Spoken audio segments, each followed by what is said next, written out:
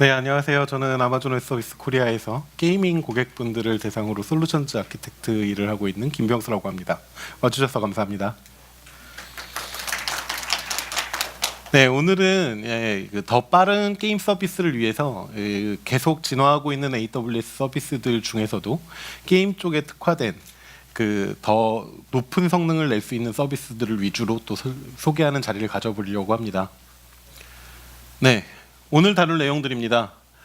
기본적으로 EC2 CPU 성능, 특히 새로 소개된 CPU들을 위주로 최신 세대 CPU들의 성능 특성들을 좀 알아볼 거고요. 실제 테스트 결과를 가지고 좀 비교하는 내용이 있을 겁니다. 그리고 이제 스토리지 쪽에 EBS가 이제 성능 향상이 이루어졌죠. 그래서 그 성능 향상이 이루어진 스토리지가 대체 어느 정도까지 I/O 속도를 내는지에 대해서 실제 테스트 벤치마크 툴로 테스트한 결과를 가지고 그 특성들과 고려 사항들을 좀 다뤄보려고 하고요. 그 다음에 C5N 인스턴스와 함께 소개된 이제 100GBps까지 그 백엔드 네트워킹이 향상이 되었는데요.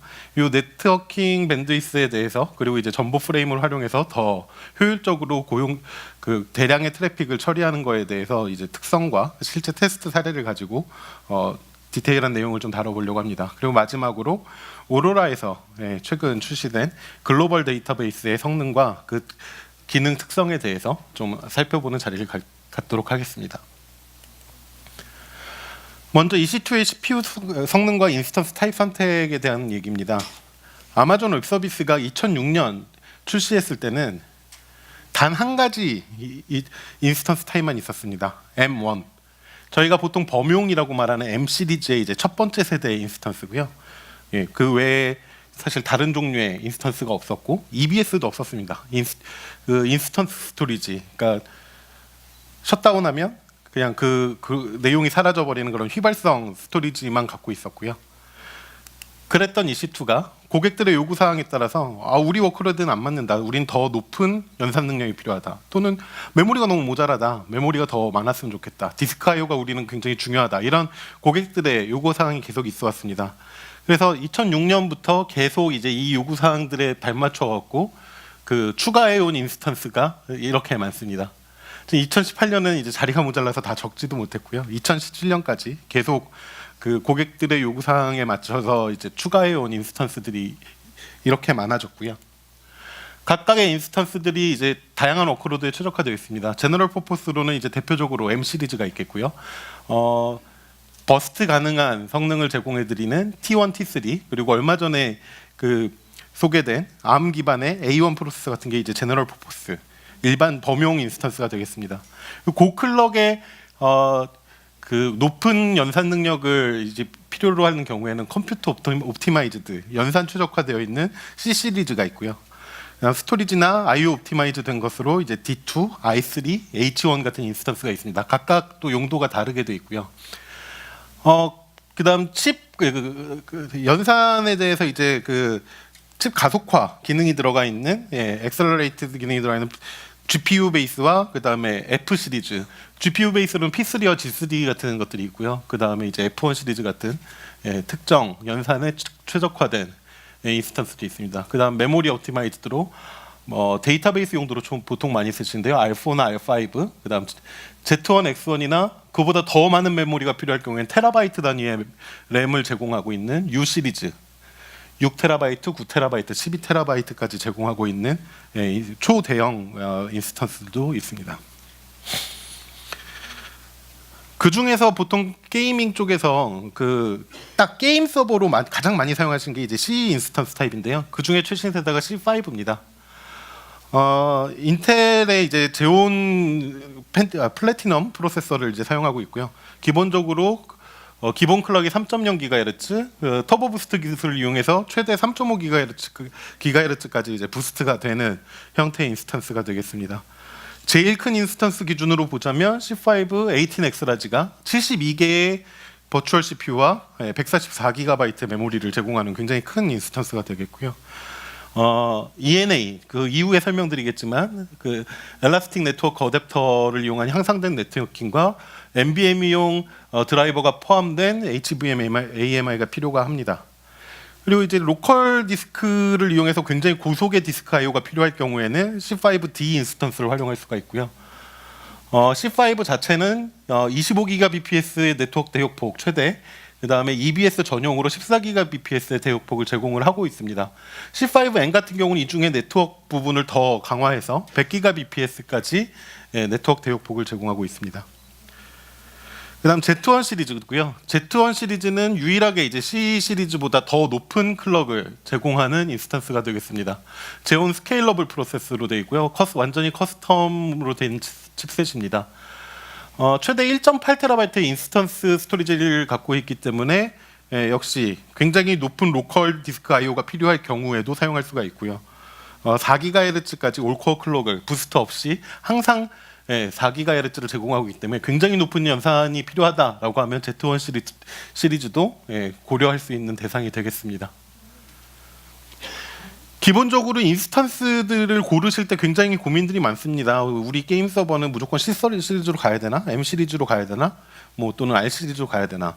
사실은 저희는 항상 테스트해보고 고르시라고 말씀을 드리는데요. 기본적으로 일단 게임 서버라고 하면 우리 굉장히 멀티스레드가 잘 돼 있고 코어별로 이제 그 게임 서버의 로드를 잘 분산할 수 있다 그러면 오히려 코어가 많은 게 유리하겠죠. 이럴 경우에는 같은 가격 대비 코어 수가 훨씬 많은 M과 R 타입이 인스턴스가 오히려 성능이 좋을 거고요.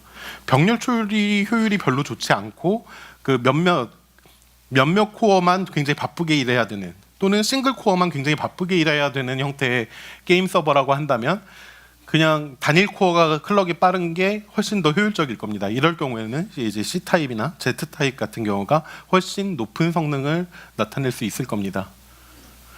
실제로 그래서 최신 세대의 인스턴스들을 가지고 저희가 벤치마크는 세상에 굉장히 많이 있고요. 여기 테스트를 좀 해봤습니다. 이 중에 시네벤치 R20 갖고 CPU만 가지고 렌더링하는 테스트를 좀 해봤고요. 대상은 좀 9세대인 4세대와 이제 5세대를 골고루 테스트를 해봤는데요. M4, M5, M5A, R4, R5, C4, C5, Z1D 가지고 테스트를 해봤습니다. 실제 이제 테스트한 결과고요. 시네벤치를 돌리게 되면 요 가운데 이제 이미지들을 CPU만 가지고 지금 렌더링을 하고 있는 겁니다. 좀 굉장히 천천히 이제 그리고 있죠. 이제 이게 이제 한 코어를 가지고 한 코어만 사용해서 그리고 있는 거고요. 이제 이게 Z1 시리즈를 그리고 있는 건데 아까보다 굉장히 그리는 속도가 빠르죠. 이런 식으로 이제 그 각각의 인스턴스들을 가지고 그 성능을 측정을 해봤습니다. 실제로 테스트를 해봤더니 예상한 대로 코어 클럭이 빠를수록 이제 지금 기준이 저 수치가 C4 기준으로 그 C4를 100이라고 놨을 때 어느 정도 상대 성능이 나오는지를 이제 표시한 거고요. 역시 C5만 돼도 세대만 바뀌어도 이미 20%의 성능 향상이 시네벤치 기준으로 있는 것으로 확인이 되고 Z1 같은 경우는 40% 정도 더 단일 코어에서 높은 성능을 보이는 게 확인이 됐습니다. 그다음 M4나 M5A, R4 같은 경우 싱글 코어는 클럭 수 자체가 낮기 때문에 C4보다는 이제 좀 낮은 성능을 보이는 걸 확인하실 수 있습니다. 반대로 멀티 코어를 가지고 테스트를 이제 동일하게 돌려보면요, 실제로 이렇게 굉장히 여러 개 갖고 지금 동시에 렌더링 처리를 하고 있는 걸 보실 수가 있는데요. 이럴 경우는 예상하실 수 있겠지만 그 Z1이나 C5가 반드시 제일 높은 게 아닙니다. 왜냐하면 코어 수 자체가 지금 맨 오른쪽에 보라색이 이제 그 버추얼 코어 수인데요. 96개, 72개, 이제 48개, 36개 이렇게 되어 있는데요. C4를 기준으로 100으로 놨을 때 이제 상대 성능으로 보면 M5가 클럭은 훨씬 낮지만, 클럭은 훨씬 낮지만 그 기본적으로 코어 수가 거의 2배가 넘기 때문에 100개에서 이제 275로 오히려 코어 수가 많은 게 당연히 멀티코어 성능에서는 유리하다는 걸 확인할 수가 있습니다. 그래서 좀 정리를 해보자면 이 C2 환경에서도 그냥 논리적으로 예측 가능한 처럼 싱글 코어 성능은 클럭 수 영향이 크고 멀티코어 성능은 병렬 처리가 가능한 구조에서는 클럭과 코어를 이제 곱한 수에 비례하게 된다는 걸 알 수가 있었고요.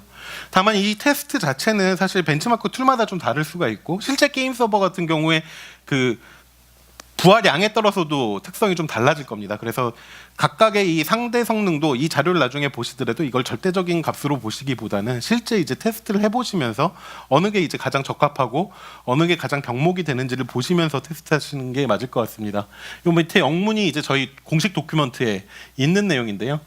결국 어떤 부하 테스트 툴이나 그 저희가 벤치마크 툴로 돌린 것보다도 직접 풀 어플리케이션을 돌린 것만큼 정확한 예측이 가능한 성능 수치는 없다는 내용입니다.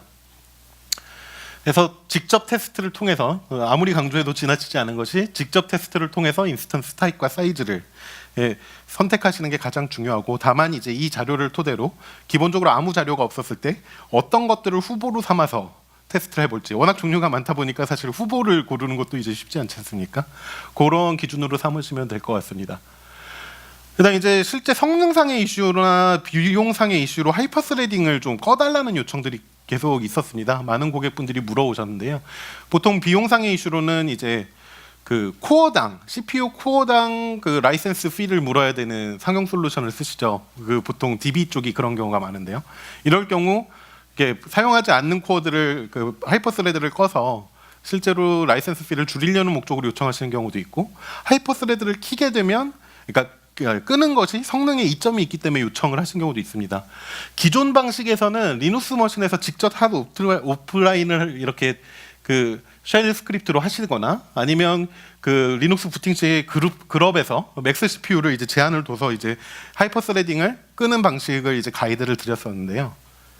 이제는 저희가 CLI로 게스트OS에 아무런 그 변경 없이 그 CLI 자체에서 그 버추얼 그 저희 하이퍼바이저 레벨에서 그 하이퍼스레드를 끌 수 있는 옵션을 제공을 하고 있습니다. 그래서 이제 밑에 실제 CLI고요. 이걸 통해서 스레드 코어를 1로 하시게 되면 이제 하이퍼스레드가 꺼지게 되고요. 코어 카운트도 조정이 가능합니다. 그래서 실제로 vCPU가 32개인데 난 8개만 쓰겠다. 보통 상식적으로 생각하면 아니 비용이 줄어드는 것도 아닌데 왜 멀쩡히 있는 32개를 8개로 저렇게 강제로 줄이냐, 저런 옵션이 왜 필요하나 하시겠지만, 아까 같은 그 코어당 라이센스 피를 지불해야 되는 경우는 저것이 굉장히 유용한 옵션이 됩니다. 그러니까 사실 딱 사용할 만큼만 쓰기 위해서 이제 이런 옵션들을 이제 사용하시는 것들을 사용하시는 게 가능해졌습니다. 예전엔 다 게스트OS마다 그 아까 이전 장표에서 보여드렸던 것처럼 게스트OS에 설정을 하셔야 했기 때문에 사실은 매번 이제 그 사람이 하는 작업이다 보니 자동화를 하더라도 실수가 좀 일어날 수 있었는데요. 이렇게 하이퍼바이저 단에서 하시게 되면 그런 부분에서 좀 자유로워질 수가 있겠습니다. 그다음에 이제 이게 이제 리눅스 쪽에서 젠 그 시스템 클락 설정을 가지고 실제로 그 바꿨을 때 성능이 이제 향상되는 부분에 대한 팁입니다. 젠 기본 클락 소스를 하게 되면 여기 왼쪽과 오른쪽을 비교해 보시면 실제 CPU 시간의 99.9%를 지금 타임 오브 데이에 쓰고 있는, 뭐 이게 모든 함수에 그런 건 아니겠지만 이런 틱 같은 걸 게임 서버에서는 특히 많이 체크를 하지 않습니까? 이제 이럴 경우에 저런 부분들이 그 과도하게 많은 CPU 자원을 소모하는 경우들이 이제 생기는데요. 요걸 TSC로 바꾸게 되면 지금 실제로 이제 안 보이죠. get time of day가 동일한 함수 콜에서 실제로 이제 아예 그 100%에서 거의 보이지 않는 정도로 내려간 걸 확인하실 수가 있습니다. 그래서 이런 부분들 같은 경우는 시스템 클럭 설정을 좀 바꾸는 것만으로도 성능에 굉장히 이득을 얻으실 수 있는 케이스라 이제 좀 간단하게 설명을 드렸습니다. 지금까지 이제 CPU에 대한 내용이었다면 이제는 이제 디스크 I/O에 대한 내용입니다. 실제로 AWS 스토리지 서비스는 굉장히 다양합니다. 보통 저희가 기존의 그 전통적인 방식에서 하드디스크나 SSD로 말하는 이제 실제 블록 스토리지가 있을 거고요. 보통 저희는 이제 EBS라고 하죠. 엘라스틱 블록 스토리지라고 하고요. 이제 파일 스토리지로 네트워크 파일 스토리지로 EFS 같은, 그러니까 네트워크 어태치드 파일 시스템, NAS 같은 것들이나 SAN 같은 것들을 좀 대체할 수 있는 파일 스토리지가 있을 거고요. 그다음 오브젝트 스토리지로 이제 그 유명한 S3 같은 게 있을 겁니다. 오늘은 그 중에서 이제 EBS, 특히 컴퓨터 게임 쪽에 그 백엔드 서버에서 주로 쓰게 된다고 그러면 이제 아무래도 EBS가 되겠죠. 이제 EBS의 성능 특징에 대해서 좀 설명을 드리려고 합니다. 이 EBS는 기본적으로 타입들이 많이 있습니다. 일단 그 블록 스토리지 중에 그 인스턴스 스토리지라고 해서 하이퍼바이저에 바로 붙어 있는 실제 물리 스토리지입니다. 이건 네트워크로 붙어 있는 게 아니라 물리적으로 연결되어 있는 실제 로컬 디스크가 되고요. 요 경우 이제 SSD 타입과 HDD 타입이 있고, 그다음에 EBS는 크게 두 가지로 하드디스크 백업 그 기반의 EBS와 그 SSD 기반의 EBS가 있겠습니다. 네, 그 중에 SSD 기반이 가장 범용적으로 많이 쓰는 것이 GP2. 그 다음에 굉장히 고성능이 필요할 때 안정적으로 고성능을 내야 될 때 프로비전드 IOPS라고 하는 IO1이 있겠고요. 보통 대부분의 경우는 이 두 가지를 사용하시게 됩니다. 그리고 특수한 케이스에 스루풋 옵티마이즈 돼 있는 HDD. 그러니까 실제로는 대부분의 경우 SSD가 빠른데 굉장히 시퀀셜한 데이터를 대량으로 뽑아내야 될 때는 오히려 이 스트림 방식으로 뽑을 때는 그 ST1의 특성이 더 좋을 수가 있습니다. 그래서 이제 그런 경우에 특화되어 있는 스루풋 옵티마이즈된 이제 하드디스크 베이스의 ST1이 있고요. 그다음 콜드 스토리지로 자주 액세스하고 하지는 않지만 그 저렴하게 굉장히 많은 양을 모아야 될 때 보통은 S3 글래시어 같은 걸 얘기하지만 그 기존의 레거시 시스템 같은 경우 로컬 스토리지에 쌓아야 되는 경우도 있을 수 있지 않습니까? 이제 그런 경우에 이제 SC1 같은 경우가 콜드 스토리지로 사용하실 만한 스토리지가 되겠습니다. 실제로 이게 이제 그 분기표를 보시면 어떤 것이 중요할 때 그 어떤 볼륨을 선택하게 되는지에 대한 내용입니다.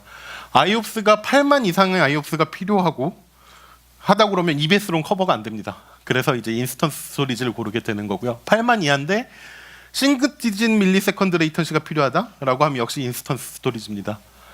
하지만 이제 코스트와 퍼포먼스로 봤을 때 코스트가 중요하면 GP2, IO1이 되는 거고요.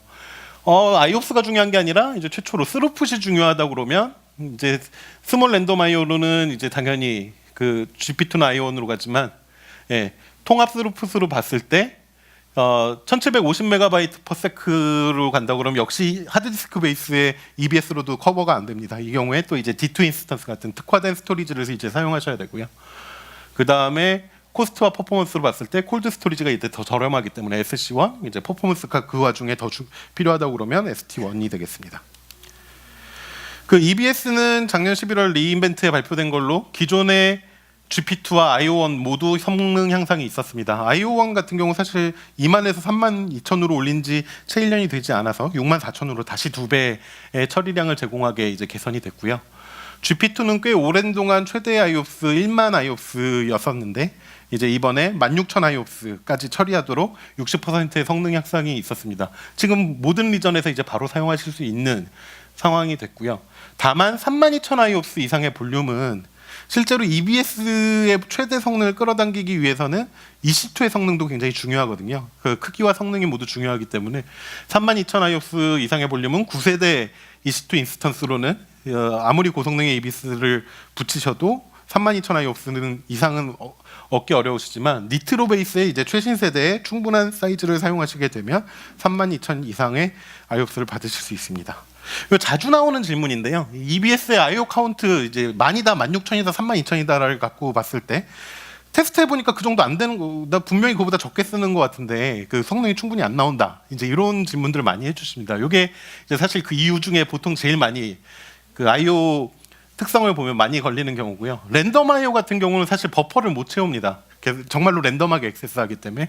그래서 한 IO가 이제 64KB 청크인데 요 64KB를 다 채우지 못한 상태에서 버퍼를 그러니까 IO를 소모를 하게 되는 거고요.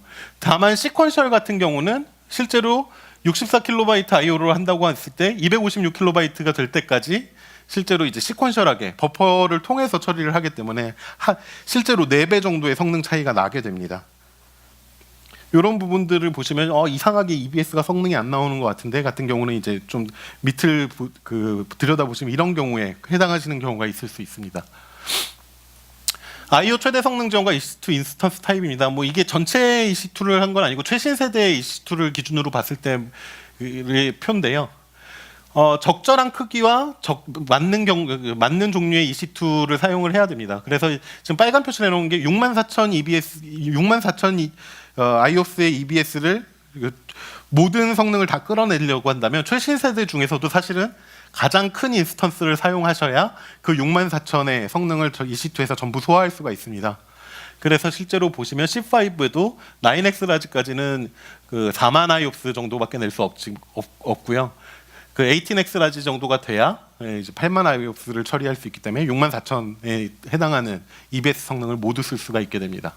또 EBS는 기본적으로 비동기적으로 그 백업을 자체적으로 미러링을 하도록 되어 있습니다. 그래서 사실은 안정성을 목적으로 레이드 제로 같은 것들, 레이드를 소프트웨어 레이드를 고려하시는 경우들이 있는데 보통은 이미 그 AWS 자체에서 EBS를 미러링하고 있기 때문에 그 소프트웨어 레이드를 사용해야 될 경우는 적습니다. 성능 목적으로 2개 이상을 엮어서 소프트웨어 레이드는 이제 하는 경우들이 있고요. 보통 이제 윈도우즈에서 볼륨을 묶을 때나 리눅스에도 마찬가지로 레이드를 성능 목적으로 하실 수는 있겠습니다. 레이드 5, 6 같은 경우는 실제로 20%에 30% IO를 이제 페리티에 소모를 하게 되기 때문에 레이드 5, 6로 5개를 묶었는데 예상만큼 성능이 안 나와요라고 하는 상황에 직면하셨을 땐 저 부분을 이제 고민해 보셔야 될 것 같습니다. I/O 성능은 이제 크리스탈 디스크 마크, 그 윈도우 베이스에서 이제 테스트를 해보다 보니 크리스탈 디스크 마크를 사용해서 테스트를 해봤고요. C5D9X 라지에서 NVMe 로컬 인스턴스 스토리지 900기가랑 GP2 10TB, 그 다음에 IO1 그 4TB의 64,000 IOPS를 가지고 테스트를 한 결과입니다. 실제로 보시면 맨 왼쪽이 이제 GP2가 되겠고요. 가운데가 64,000 IOPS, 그다음에 맨 오른쪽이 실제로 로컬 디스크입니다. 로컬 NVMe가 이제 가장 압도적으로 빠른 걸 보실 수가 있고요. 실제로 보시면 그 성능에서 그 1T로 Q1, T1이라고 보면 Q 하나에 T 하나로 이제 그 스레드 하나로 접근을 한 거를 이제 보실 수 있는데요. 같은 IO에서도 보면은 여러 스레드를 가지고 테스트한 거와 비교하면 이제 낮은 성능이 나온 걸 볼 수 있습니다. 그래서 EBS 자체가 이제 블록 스토리지를 네트워크를 통해서 이제 하다 보니까 이 분산된 환경의 그 적절한 특성을 충분히 높은 IO 성능을 확인하기 위해서는 Q와 스레드를 충분히 늘려서 로드가 병렬로 증가하도록 해주는 것이 중요합니다. 그 다음에 이제 마지막으로 그 데이터베이스와 네트워크가 남았는데요. 그 네트워킹 성능에 관련한 이제 테스트와 그 특성들에 대해서 좀 설명을 드리겠습니다. EC2 네트워킹의 이제 성능 향상은 역사적으로 이제 굉장히 계속 저희가 집중적으로 개선해온 부분 중에 하나인데요. 최초에는 단순한 가상 인터페이스였습니다. 보통 ENI라고 불렀었고요. 이 ENI도 이제 계속 진화를 해왔는데요. 3세대 이전에는 모던 네트워크 I/O가 하이퍼바이저의 드라이버 페인이랑 CPU를 타야만 됐었습니다. 그래 이 부분 때문에 이제 사실 네트워크 자체가 병목이 되는 일들이 좀 많이 있었고요. 이 네트워킹을 좀 더 성능을 높이고 지터는 낮추고 지연은 낮추기 위해서 도입한 것이 최초의 향상된 네트워킹 중에 SRIOV라는 기술을 이용해서 개선을 했었습니다. 싱글아웃 I/O 버추얼라이제이션이고요. 게스트 OS에서 하이퍼바이저 CPU 개입 없이 바로 네트워크 인터페이스 카드의 DMA를 통해서 직접 액세스하게 해서 실제로 하이퍼바이저의 간섭을 최소화한 겁니다. 이걸 통해서 이제 굉장히 비약적으로 성능이 발전을 했고요. 그래서 SRIOV부터 가장 큰 인스턴스는 25GBps를 이제 달성할 수 있게 됐습니다.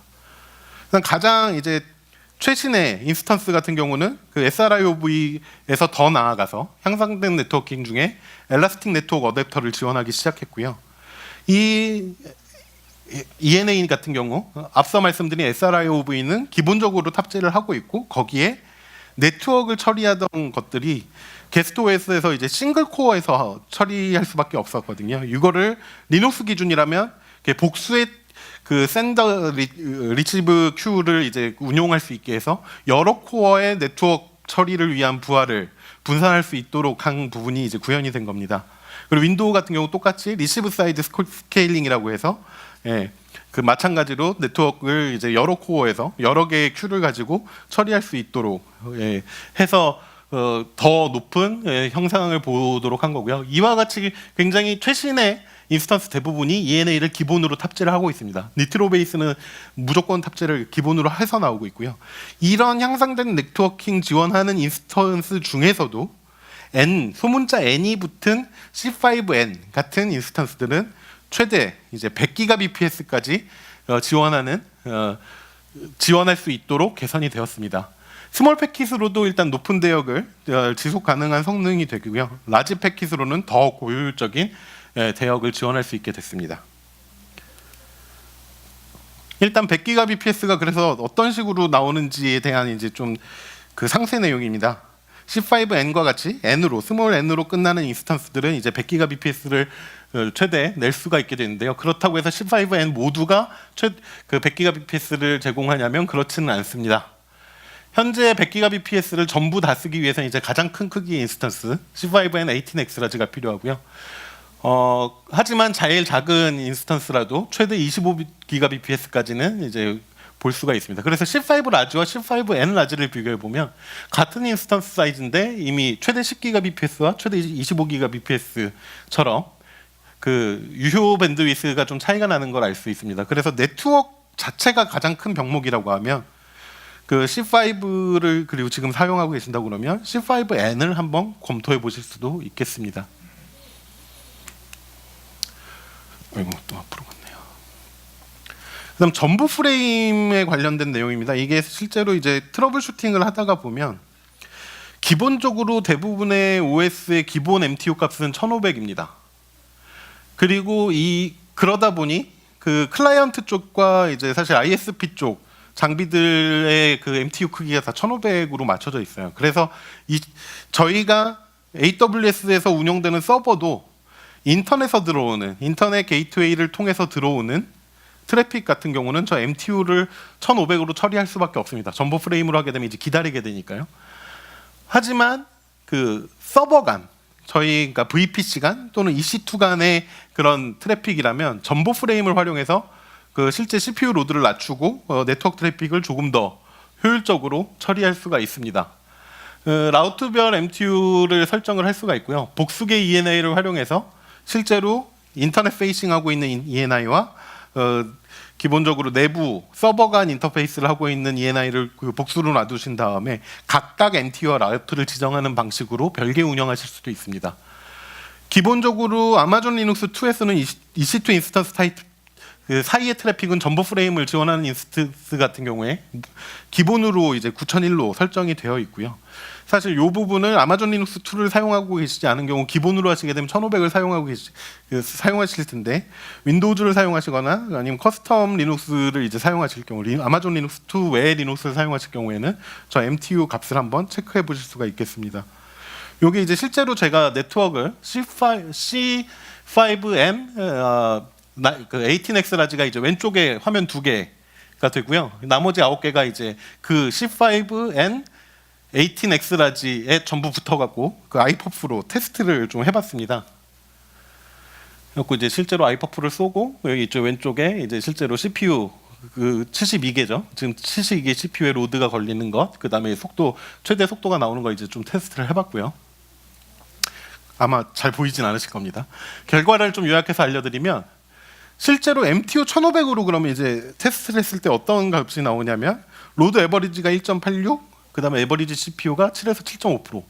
코어 이게 전체 CPU 에버리지이기 때문에 그 실제 72코어 시스템으로 본다고 하면 이게 CPU 사용량이 굉장히 높다는 걸 알 수가 있겠습니다. 네트워킹은 생각하는 것보다 굉장히 CPU 인텐시브한 작업이고요. 달성한 건 56기가 bps였습니다. 그 다음에 아마존 리눅스 2 기본 설정인 9001로 전보 프레임으로 이제 테스트를 해봤을 때는 지금 클라이언트를 충분히 안 붙여서 67기가 bps로 이제 측정이 됐지만 일단 여기서도 10% 이상이죠. 거의 15% 정도의 성능 향상을 저 MTU 값을 바꾸는 것만으로도 이제 확인하실 수가 있고요. 플레이스먼트 그룹이나 클라이언트 인스턴스를 좀 늘려보니까 이제 최대 98기가 bps까지 저희 이제 스펙에 나와 있는 것까지 늘어나는 걸 확인을 했었고 그 같은 로드를 테스트해봤을 때 1.86 대비 1.3으로 내려가는 걸 확인하실 수가 있고 에버리지 CPU도 6에서 6.8%로 이제 내려간 걸 이제 확인하실 수가 있습니다. MTU 1500이랑 비교하면 결국 확실히 처리 여부뿐만 아니라 CPU 사용량도 이제 현저히 감소한 걸 확인할 수 있기 때문에 특히 MMORPG처럼 네트워크 트래픽이 굉장히 많고 실시간속으로 응답해야 되는 서버라고 하면 꼭 C5N이 아니더라도 이런 전보 프레임을 활용하는 걸 한번 검토해 보실 수 있을 것 같습니다. 특히 데이터베이스나 게임 백엔드에서 한번 검토해 보실 만한 내용이 될 것 같습니다.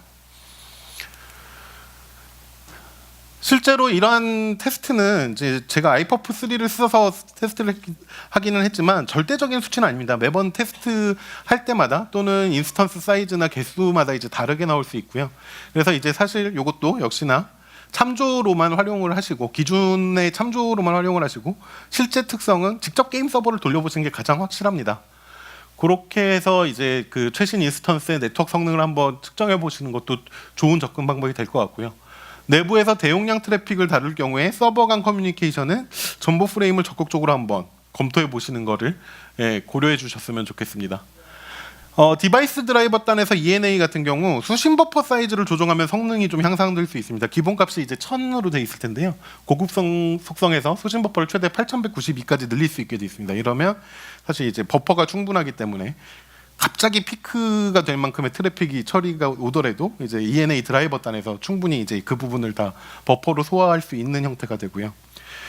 그 경우에 따라서는 이제 저희가 ENA의 가장 큰 특성 중에 하나가 SRIOV에다가 이제 네트워크 트래픽을 이제 멀티코어로 처리할 수 있는 부분이라고 했는데 이런 복수코어 대응이 대용량 트래픽을 처리하는 데 도움이 될 수 있습니다. 윈도우 같은 경우는 RSS, 그다음에 리눅스 같은 경우는 이제 멀티플 TXRX Q를 이제 활용하시는 게 네트워크 대용량 네트워크를 처리할 때 한 코어가 이제 한 코어 성능의 병목이 되는 부분을 좀 막을 수 있는 방법이 되겠습니다.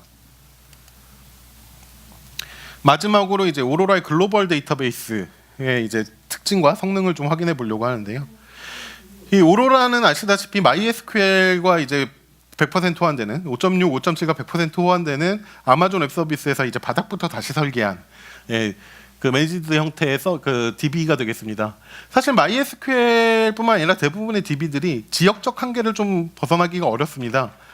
그 실제로 리전 간 동기화 뭐 이런 부분에서 리전이 멀어질수록 그다음 트래픽 그 트랜잭션이 많아질수록 사실 이 리플리케이션 렉이라는 게 굉장히 수직적으로 증가하는 지수적으로 증가하는 현상들 때문에 그 사실 DB는 그냥 그 한 곳에 놓고 쓰는 것들이 대부분이었고 리플리케이션을 한다고 해도 이제 실시간성이 아닌 경우에 제한적으로 사용을 했었는데요.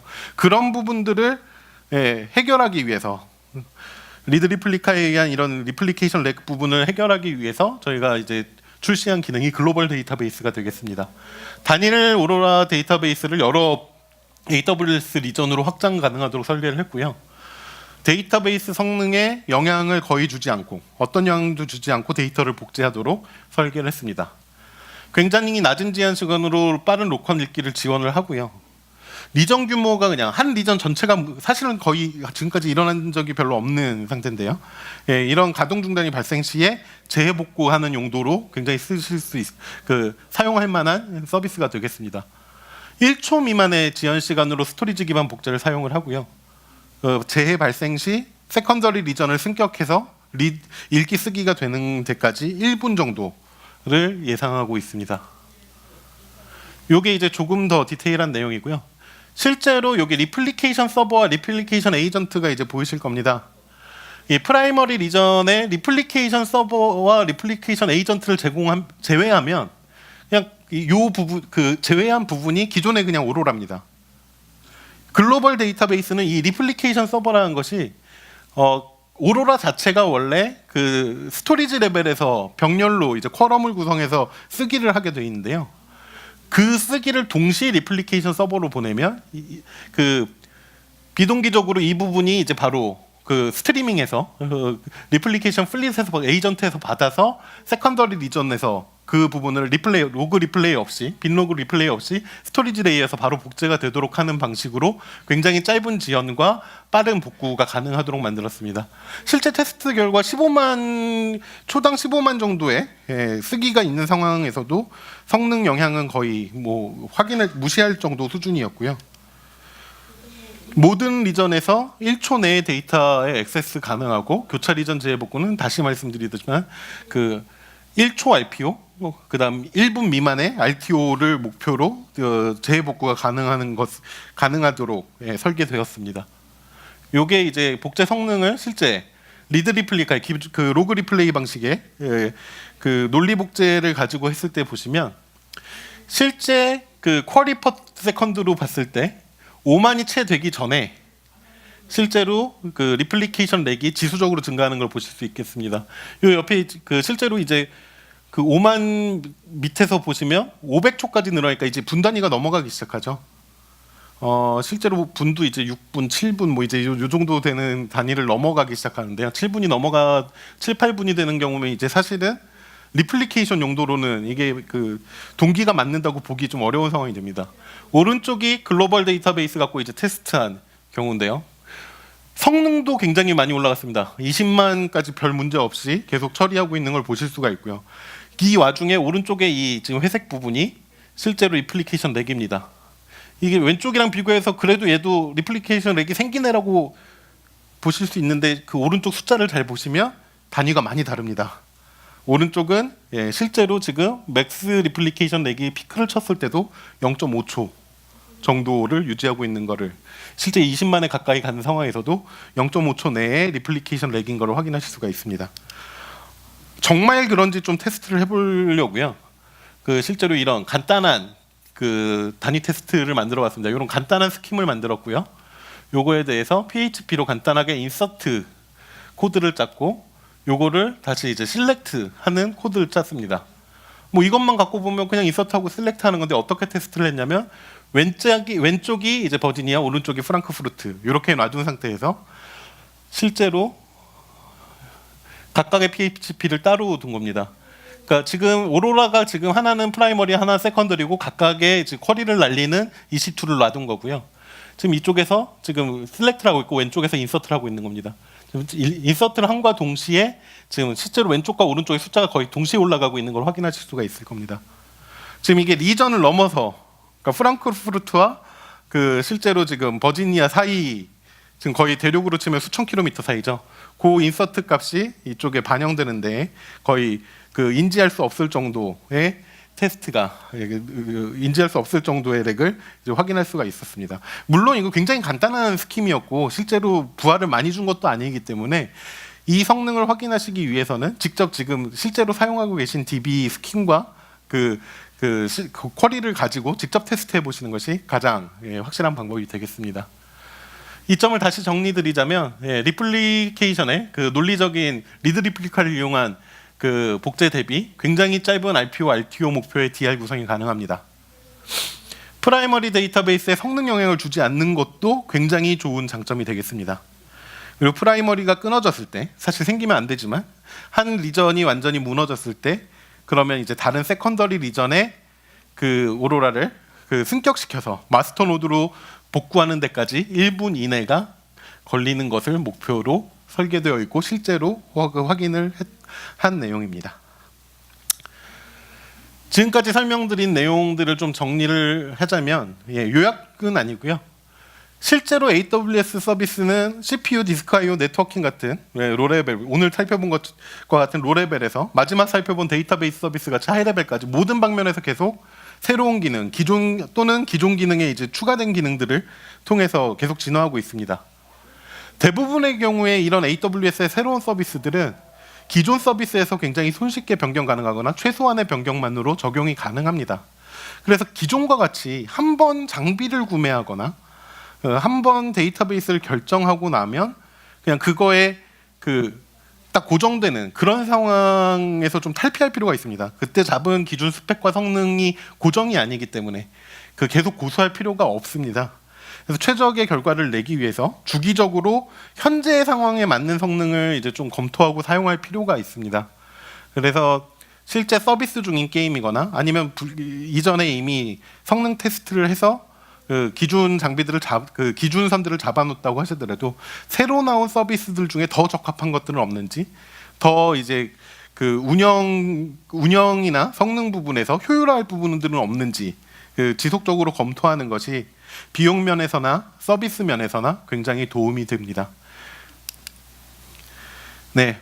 오늘 저희가 준비한 내용은 여기까지고요. 마지막까지 들어주셔서 감사합니다. 시간을 대부분 썼기 때문에 오늘 혹시 질문이 있으신 분들은 제가 복도에서 좀 당분간 있을 거고요. 따로 질문 주시면 되겠습니다. 감사합니다.